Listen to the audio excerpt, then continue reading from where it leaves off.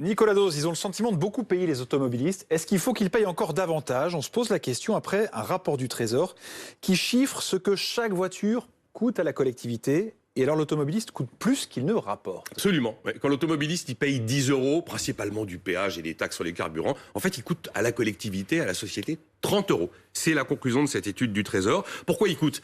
Émissions de gaz à effet de serre, pollution sonore, les routes qui s'usent, les accidents, enfin, toute une série de choses qui coûtent effectivement pas mal d'argent. Donc sur l'ensemble de la facture, l'automobiliste il paye simplement 36%.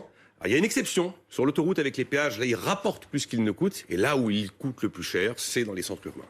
Bon, c'est un rapport qui est destiné à quoi? À inventer de nouvelles taxes sur l'auto? C'est un rapport du Trésor quand même, à Bercy. Donc le Trésor, il dit, voilà, on a cette situation. Si vous voulez la modifier, il y a des solutions.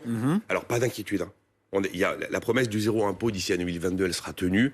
Et puis on a déjà fait l'expérience de jouer avec la fiscalité de l'automobiliste, souvenez-vous, il y a 2 ans. Ça s'est pas très bien passé. Ça s'est pas très bien passé pour quelques centimes de taxes sur les carburants. Mais on peut imaginer qu'on fait du péage urbain. Il y a des villes dans le monde qui le font.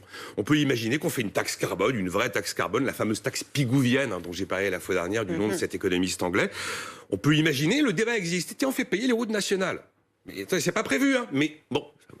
Ou alors j'augmente par exemple le prix des stationnements, ou effectivement je décide que je taxe le diesel comme l'essence. Bon. Donc, mais aucune de ces pistes. Voilà, alors on imagine, mais ça se fera pas. Voilà. Pourquoi on le fait?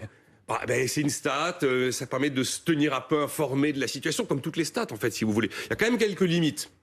L'automobiliste paye sans doute un peu plus que ce que dit l'étude. Parce qu'il y a que des taxes, il y en a partout. Si je change mes pneus, je suis taxé. Quand je fais faire une carte grise, je suis taxé aussi. Le contrôle technique, on est taxé. Quand on souscrit une assurance, on est taxé. Puis il y a quand même les amendes aussi. Les amendes, là, elles ne rentrent pas. Ça rapporte de l'argent. Voilà. Mais en fait, la limite aussi, c'est que ce que l'on observe sur l'automobile, mais c'est valable dans tous les transports. Quand vous prenez le train, vous ne payez pas le vrai prix du billet de train. Et quand vous êtes cycliste, vous n'avez pas payé en tant que cycliste pour pouvoir utiliser les pistes cyclables.